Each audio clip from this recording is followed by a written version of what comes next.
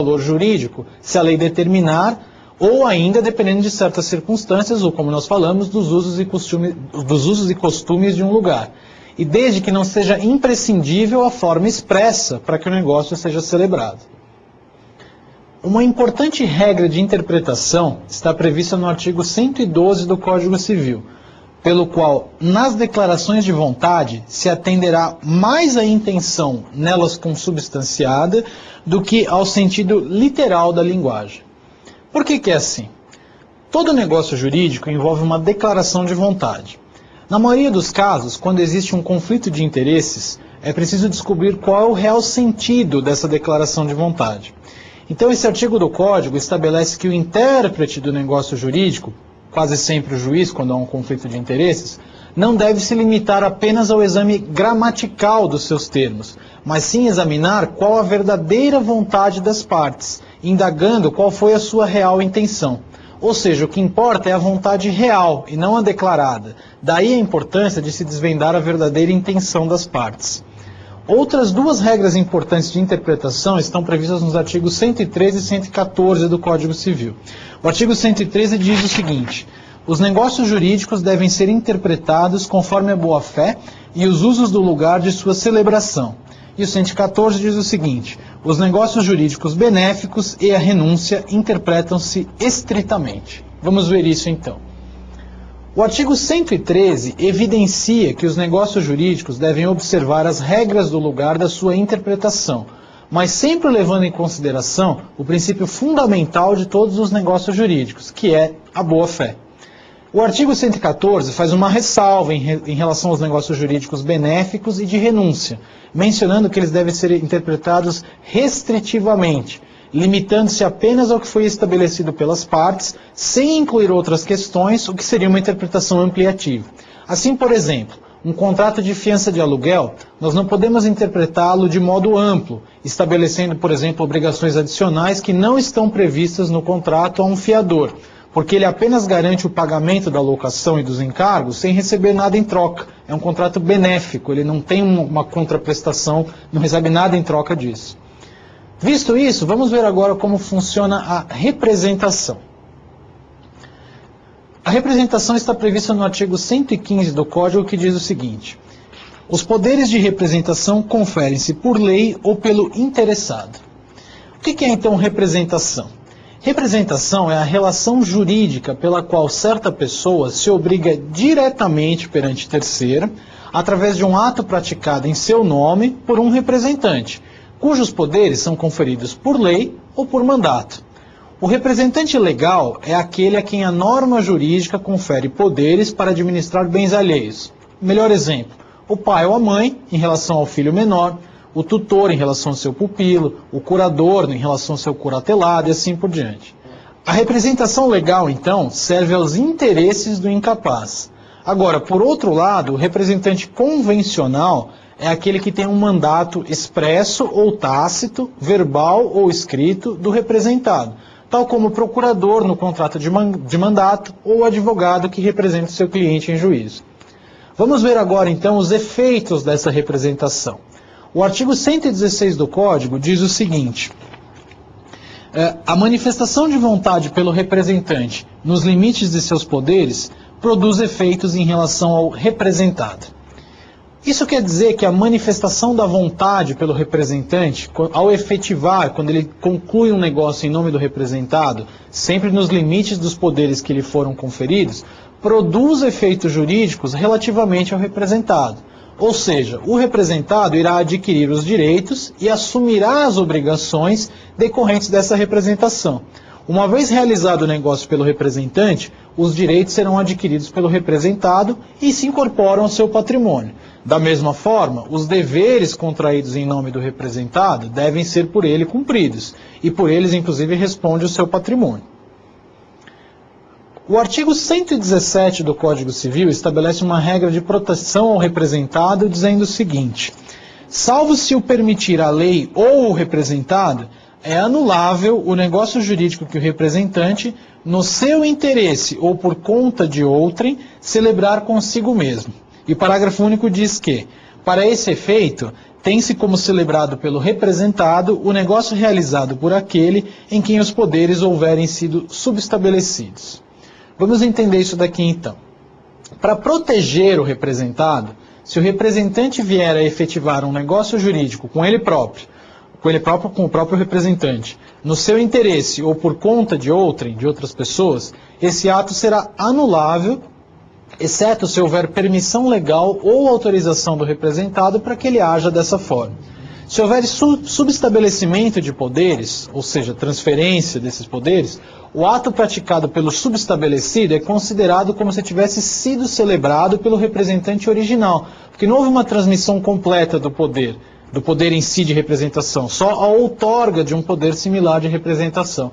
Isso, aliás, é bem comum entre os advogados, que fazem o subestabelecimento com reserva de poderes, permitindo que outros advogados ou mesmo estagiários possam praticar atos em um processo judicial, além deles próprios. Por outro lado, somente é permitido o subestabelecimento nos casos de representação convencional, ou seja, através de mandato ou de contrato. Claro, o poder de representação legal não pode ser subestabelecido. Os pais, os tutores e os curadores não podem subestabelecer os poderes que eles têm sobre o filho, o pupilo e o curatelado, evidentemente. Vamos ver agora como o representante prova essa sua condição de representante. O artigo 118 do Código Civil diz o seguinte: o representante é obrigado a provar às pessoas com quem tratar em nome do representado a sua qualidade e a extensão de seus poderes, sob pena de, não o fazendo, responder pelos atos que a estes excederem. O que é isso então? Como os negócios jurídicos realizados pelo representante são assumidos pelo representado, o representante tem o dever de provar àqueles com quem ele vier a tratar em nome do representado, não só a sua qualidade de representante, mas também a extensão dos poderes que lhe foram conferidos, sob pena de, não o fazendo, ser responsabilizado civilmente pelos atos em que excederem aqueles poderes. Agora, e se o representante agir contra a vontade do representado? Isso está previsto no artigo 119 do Código Civil, que diz o seguinte: é anulável o negócio concluído pelo representante em conflito de interesses com o representado, se tal fato era ou devia ser do conhecimento de quem com aquele tratou. E o parágrafo único estipula o prazo para essa reclamação nesses casos. É de 180 dias, a contar da conclusão do negócio da cessação da incapacidade, o prazo de decadência para pleitear-se a anulação prevista nesse artigo. Assim, se o representante concluir um negócio jurídico e houver conflito de interesses com o representado, com pessoa que devia ter conhecimento desse fato, esse negócio jurídico será anulável. Essa anulação pode ser pleiteada, como o parágrafo diz, no prazo de 180 dias, contado da conclusão do negócio jurídico ou da cessação da incapacidade do representado. Nós falamos em condições agora há pouco. Vamos estudar melhor o que são condições e como elas interferem nos negócios jurídicos. O artigo 121 do Código Civil dispõe o seguinte: considera-se condição a cláusula que, derivando exclusivamente da vontade das partes, subordinam o efeito do negócio jurídico a evento futuro e incerto. Ou seja, o artigo traz o conceito de condição. Condição é a cláusula que subordina o efeito do negócio jurídico, oneroso ou gratuito, a evento futuro e incerto. Para a configuração da condição, é preciso que os seguintes requisitos existam: aceitação voluntária pelas partes, evento futuro do qual o efeito do negócio vai depender, incerteza do acontecimento, porque a condição se relaciona com um acontecimento incerto, que poderá ocorrer ou não. E quais condições são aceitas pelo direito? Vamos conferir. O artigo 122 do Código Civil estipula o seguinte: são lícitas, em geral, todas as condições não contrárias à lei, à ordem pública ou aos bons costumes. Entre as condições defesas, se incluem as que privarem de todo efeito o negócio jurídico ou o sujeitarem ao puro arbítrio de uma das partes. Como nós podemos observar, a condição será lícita quando o evento que a constitui não for contrário à lei, à ordem pública ou aos bons costumes. São proibidas as condições chamadas de perplexas, que são aquelas que privam o negócio jurídico de todo o efeito, como, por exemplo, a venda de um prédio sob a condição de nunca ser ocupado pelo comprador. ou puramente potestativas, se oriundas de mero arbítrio de um dos sujeitos. O que é isso, então? Por exemplo, um contrato de empréstimo que tem uma cláusula que dê ao credor o poder unilateral de provocar o vencimento antecipado da dívida diante de uma circunstância qualquer, por exemplo, rompido o vínculo empregatício entre as partes. Uma condição potestativa, então, é a que fica ao exclusivo arbítrio de uma das partes. Agora, o que acontece quando as condições não têm validade perante o direito?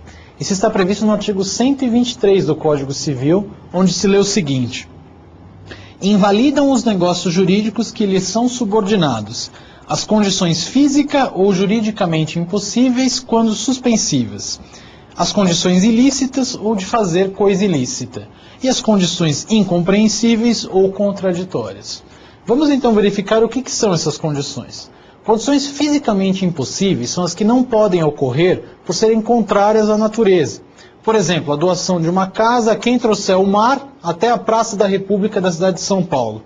É impossível, então ela se torna inválida. É uma condição suspensiva que subordina a eficácia desse negócio a um evento futuro e incerto que é impossível fisicamente, então não tem validade.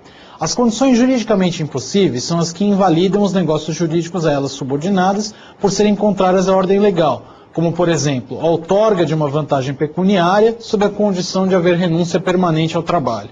Isso também não pode ser feito.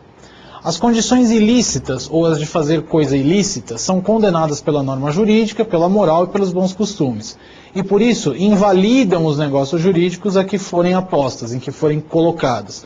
Por exemplo, prometer uma recompensa a alguém sob a condição desse alguém viver sempre em concubinato. Ou dispensar uma pessoa casada dos deveres de coabitação e fidelidade mútua. Ou obrigá-la a mudar de religião ou obrigar alguém a não se casar. Todas essas condições são inválidas perante o direito.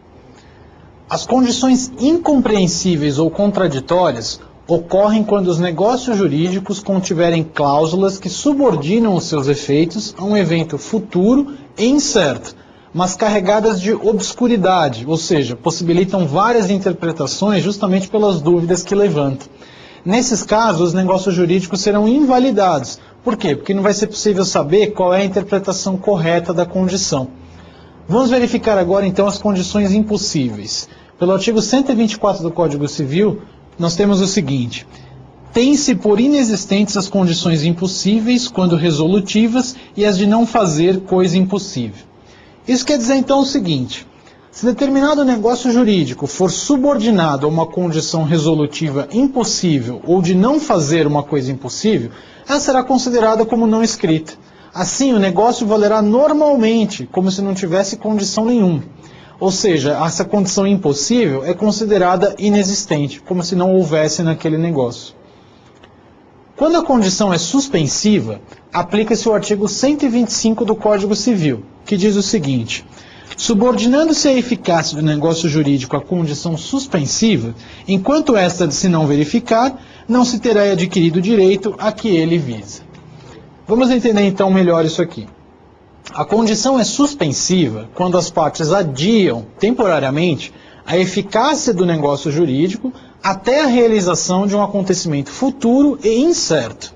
Ou seja, enquanto estiver pendente a condição suspensiva, não se terá nenhum direito adquirido, mas sim apenas uma expectativa de direito, ou um direito eventual. Ou seja, só se adquire o direito após o implemento, após a condição ocorrer. A eficácia desse negócio jurídico vai ficar suspensa até que se realize esse evento futuro e incerto. Agora, e se quem estipulou a condição mudar de ideia no meio do caminho?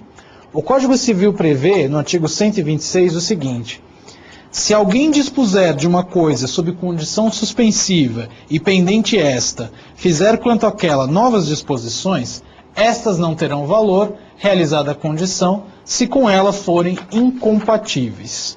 Ou seja, a norma não proíbe a possibilidade de, na pendência de uma condição suspensiva, serem feitas novas disposições. Só que essas novas disposições somente terão validade se elas não forem incompatíveis com a condição original.